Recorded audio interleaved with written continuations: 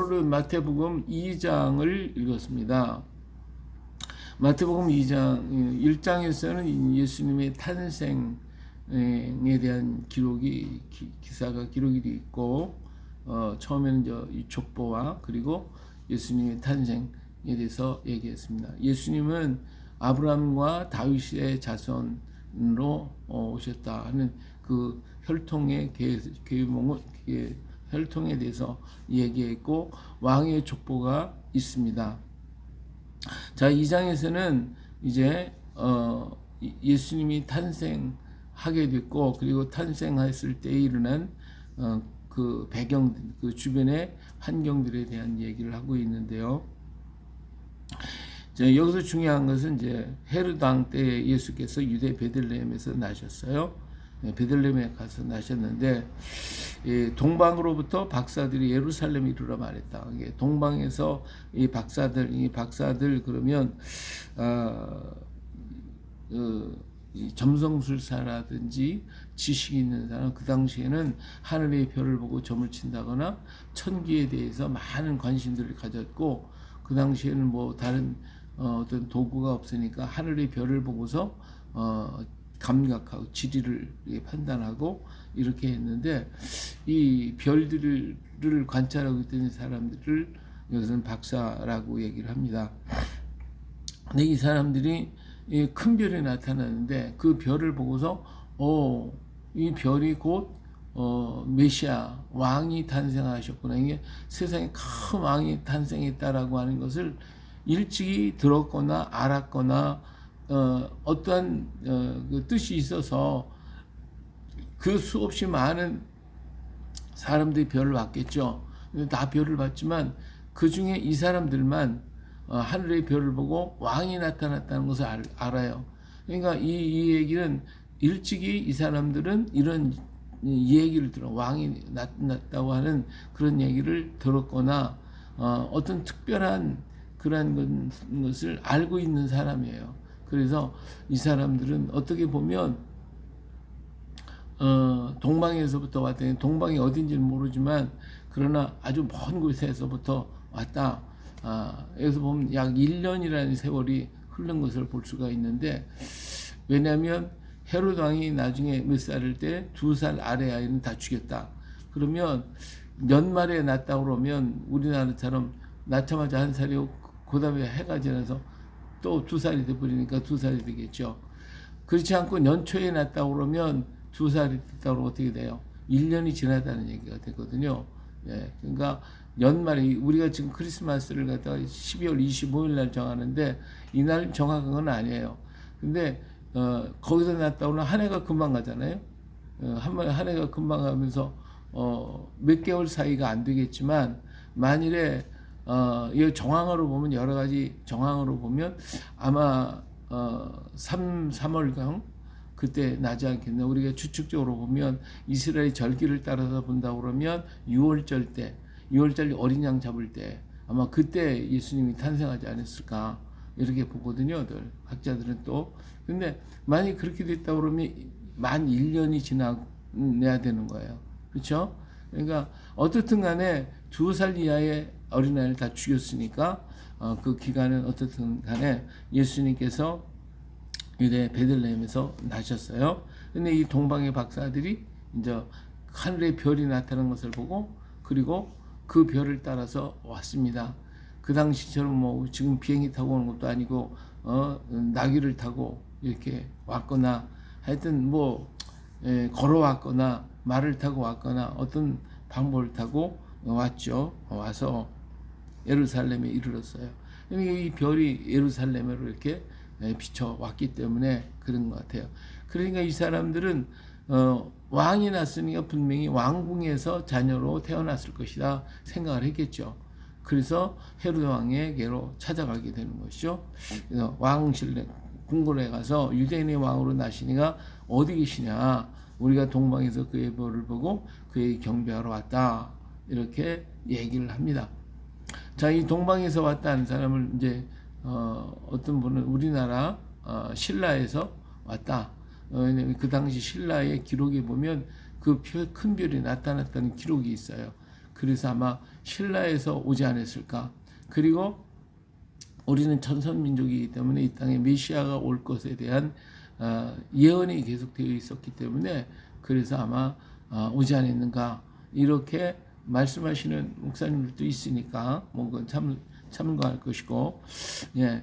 그래서 동방에서부터 이렇게 왔다니까 뭐 왕궁이 벌컥 뒤집어졌어요. 왕이 나타니 거기는 헤로드 왕이 자녀를 낳아야 되는 자녀를 낳지는 않았는데 낳았다고 그러니까 뭐 그냥 기가 막힌 것이죠. 그래서 왕궁에서 벌집 쑤시듯이 난리가 났고, 도대체 이게 어떤 일이냐, 무슨 왕이 났다는 거냐, 어디서 났다는 거냐, 이게 난리가 났어요. 그래가지고 왕은 온 대제상 또 서기관들 이렇게 성경을 갖다 예언했던 것들을 알고 있는 사람들을 불러다가 도대체 이 땅에 왕이 나타났다는데 언제 어디서 나타나는 걸 한번 생각해봐라, 찾아봐라.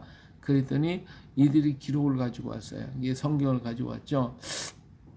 그래서 베들레헴입니다. 이렇게 베들레헴에서 탄생한다라고 하는 것을 미가서에 기록된 말씀이죠.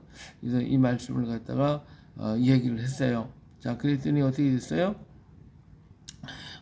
이제 그 헤롯이 박사를 불러다가 베들레헴에서 난 기록이 있으니까 한번 가봐라.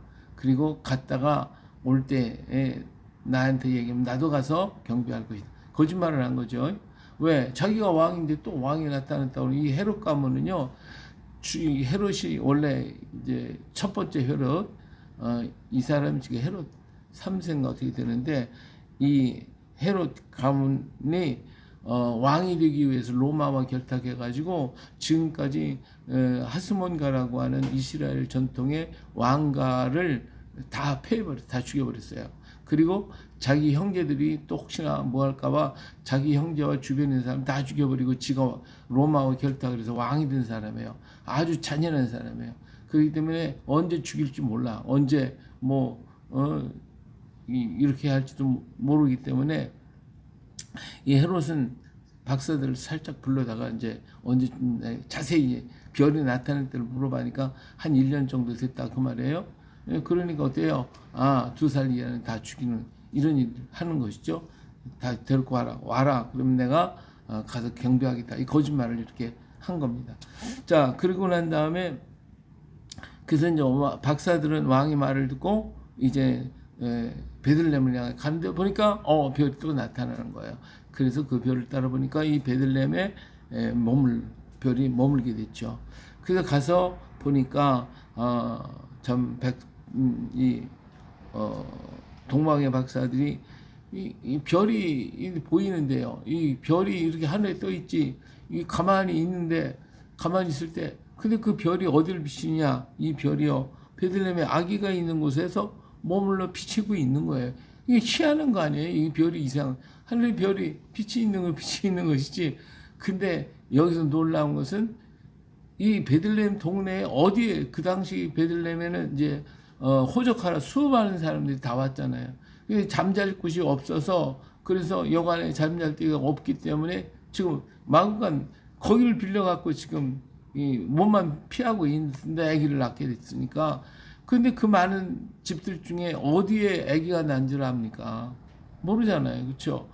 또 여기 예수님만 그날 낳았을지 아니면 다른 데도 또 아기 낳았는데도 없지 않아 있었을 거라고요. 그런데 그 빛이 어디를 비쳤어요? 베들레헴에 아기가 난 집을 비추고 있는 거예요.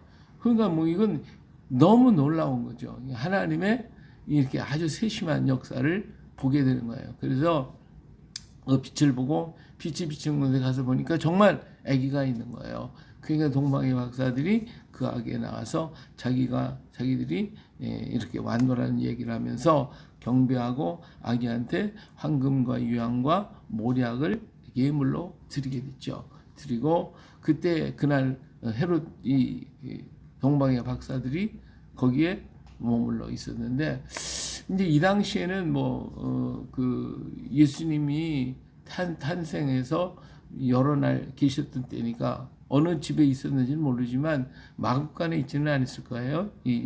금방 낳은 게 아니니까. 이게 동방에 그 목자들은 아기가 난 마구간으로 찾아갔겠지만 동방의 박사들은 몇 개월이 지났으니까 몇 개월이 지났기 때문에 아마 어느 하숙집을 하나 지났거나 거기서 지금 머물러 살고 있겠죠. 예, 그래서 경배를 하고 그리고 황금의 유황과 모략을 예물로 드리고 그날 저녁에 잠을 잤는데 어떤 일이 생겼어요? 헤롯에게 돌아가지 말아라 하는 지시를 받아요. 지시를 받았어요. 그래서 그들은 꿈에 헤롯에게로 돌아가지 말라 지시하심을 받아 다른 길로 피해서 고국으로 돌아가 버리고 말았어요. 어딘지 아무도 몰라요. 예. 자, 근데 그들이 떠난 다음에 이 헤롯이 아무리 기다려봐도 동방의 박사가 안 오는 거예요. 올 때가 됐는데 안 오는 거죠. 그러니까 군사들을 풀어가지고 일어나서 그 베들레헴 지역에 있는 모든 2살 이하의 아기는 다 죽여라. 이렇게 해갖고 전부 다 죽이게 되는 거예요. 근데 하나님께서 머리 아시고 어떻게 해요? 요셉에게 현명해가지고 빨리 헤롯이 아기를 찾아 죽이려고 하니까 도망가라 해가지고 애굽으로 피난을 가게 됐어요. 피난 가서 그 사람들 갑자기 갔으니까 뭐 가진 게 없었겠죠. 그래서 아마 이 황금과 유황과 모략을 가지고 가가지고 그걸 가지고 애굽 땅에서 피해서 아마 살리지 않았을까. 그렇게들 왕들이 사람들이 추측을 해요. 애굽에 가서 거기에서 살게 되고 그 다음에 이제 헤롯은 2살 이하의 사내 아이들은 무조건 다 죽여라 해갖고 죽이니 얼마나 잔인하고 끔찍합니까? 그래서 베들레헴이 이제 통곡의 소리가 퍼져 나와서 예언한 말씀대로 에르미야 31장에 기록된 대로 라마에서 슬퍼하며 크게 통곡하는 소리가 들리니 라헬이 그 자식을 위하여 애국하는 것이라 그가 자식이 없으므로 위로받기를 거절하였다 하는 말씀이 예언이 이루어졌다라고 기록하고 있습니다. 자, 그런데 이제 헤롯은 4년에 이제 죽게 되거든요. 그래서 헤롯이 그때 죽고 그리고 다시 그 아들이 이제 아켈레오가 아버지를 대신해서 이제 왕이 돼서 예수님 당시에 헤롯과 예수님 태어났을 때 헤롯은 다른 헤롯 왕이에요. 그래서 이제 헤롯이 죽게 됐고 그때에서 이제 안심이 될 때 주의 사자가 나타나서 요셉에게 현명하여 이르되 일어나 아기와 그 어머니를 데리고 이스라엘 땅으로 가라. 아기의 목숨을 찾던 자들이 죽었다. 이렇게 말을 전해지게 됩니다. 근데 이제 그 아들은 뭐 이제 아버지가 뭐 그걸 다 살해해 버렸으니까 안심했겠죠. 이제 뭐 왕도 없을 것이고 그러니까 그런 거 까맣게 잊고 살았겠죠. 예. 그래서 갔는데 그래도 이제 베들레헴으로 가면 그래도 이제 걱정스러우니까 하나님께서 어디로 보내셨어요? 나사렛이라고 한 시골 촌 마을로 보내게 됩니다. 아주 아주 시골 이름도 없는 시골 가난한 동네에 보내. 이 나사렛이라는 동네는 가보면 이 굴 파서 사는 집들이 있고 아니 그런 동네예요. 그렇기 때문에 상당히 어려운 동네인데 그곳에 가서 숨어 살게 되는 거죠. 그럼 다시 말하면 하나님의 피난처가 되는 거예요. 피난처. 그래서 하나님 피난처를 주셨는데 그곳에서 예수님이 30년 동안을 거기서 사시게 되는 것이죠. 자, 이처럼 우리 하나님은요, 마지막 때에 이런 그 죽음의 재난이 올 때에 우리 하나님, 우리 믿는 성도들이 이마에 인침받은 사람들에게 뭐가 되는데 장막이 된다고 그랬고요. 우리 하나님은 우리의 피난처가 되신다고 말씀하셨어요. 그래서 이 마지막 때에는 여러 사람의 이제 종류가 나타나는데 하나는 들림마다 올라갈 사람이 있고 어떤 사람은 환난 때에 피난처를 보내주셔요. 피난처에 가서 숨어서 살 수 있도록 그 길을 마련해 주시고 그곳에 가게 하는 사람이 있을 것이고 그 피난처가 어딘지 아무도 몰라요. 근데 그 피난처가 감옥일 수도 있어요. 오히려 감옥이 더 안전해. 뭐 도망 다니고 이럴 필요가 없어요. 오히려 감옥에 있으면 먹을 것 주고 쉴 수가 있고 그러잖아요. 그러니까 오히려 감옥이 좀 학대를 받거나 그럴 수는 있겠지만 오히려 그것이 피난처가 될 수도 있는 것이고요. 그리고 하나님께서 꼭 순교자로서 받기를 원하시는 사람은 순교하겠죠. 그러나 다 순교하지는 않거든요. 하나님이 장막으로 덮어주시고 피난처를 피해 주시고 이렇게 해서 이 애굽으로다가 하나님이 나타나서 이렇게 보내잖아요. 피난처예요. 이게 피난처. 그리고 그다음에 비밀의 장소 나사렛 동네 여기 숨겨서 30년 동안 살 수 있도록 만들어 주셨잖아요. 그러니까 하나님은 여러 모양 당신의 백성들을 지켜주시고 보호하신다 그 말이에요. 그렇기 때문에 환난과 재난이 온다고 해도 두려워할 것 없어요. 하나님이 나를 순교의 제물로 받으시기를 원한다면 나는 순교자가 되어서 정말 하나님의 우리 다시 오실 예수님과 함께 왕노릇하게 되겠고 그럼 영광스러운 자리고 그렇지 않고 하나님이 피난처로 나를 보내셨으면 그곳에 가서 우리는 지내게 되는 거겠죠. 그래서 우리 하나님 언제든지 이와 같이 모든 것을 예비해 놓고 가기 때문에 우리는 두려워할 것 없어요. 모든 염려 주님께 다 맡겨버리고 열심히 주를 위해 살면 하나님께서 우리를 지켜주실 줄로 믿습니다. 예, 그래서 나사렛 동네에 가서 예수님이 사시게 되었다. 근데 이 모든 것이 다 뭐예요? 말씀을 따라 했던 것이죠. 예, 말씀이 하나님께서 이루어진 그 말씀들. 예, 자 23절 나사렛 동네에 가서 사시니 가서 사니 이는 선지자로 하신 말씀에 나사렛 사람이라 칭하리라 하심을 이루려 함이었다. 그러니까 하나님은 말씀하신 그 말씀대로 다 이루시거든요. 전부 다 이루어 가셔요. 그러니까 지금까지 하신 말씀들이 어때요?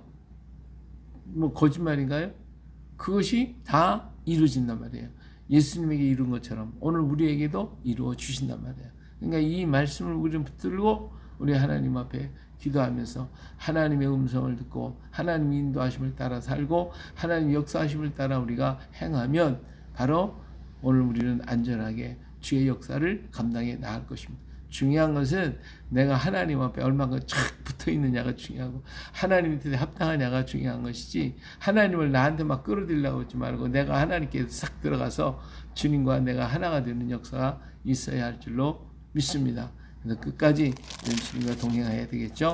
예, 오늘 2장 마태복음 2장에서 예수님을 이렇게 인도해 가시는 하나님의 손길을 바라보고 그 일을 이루기 위해서 하나님 자금까지도 다 준비해 가지고 황금과 유황과 모략까지 다 준비해 가지고 애굽에 가서 살 수 있도록 다 마련해 놓고 준비해서 이렇게 가고 또 다시 데리고 오셔서 정말 성경의 말씀을 이루시기 위해서 하나하나 다 이렇게 정확하게 이루어 가시는 하나님의 손길을 보게 됩니다. 이처럼 하나님은 우리를 또 그렇게 인도해 가실 것입니다. 이 믿음을 가지고 오늘 또 강하고 담대하게 이 길을 걸어가시기를 예수님의 이름으로 축복합니다.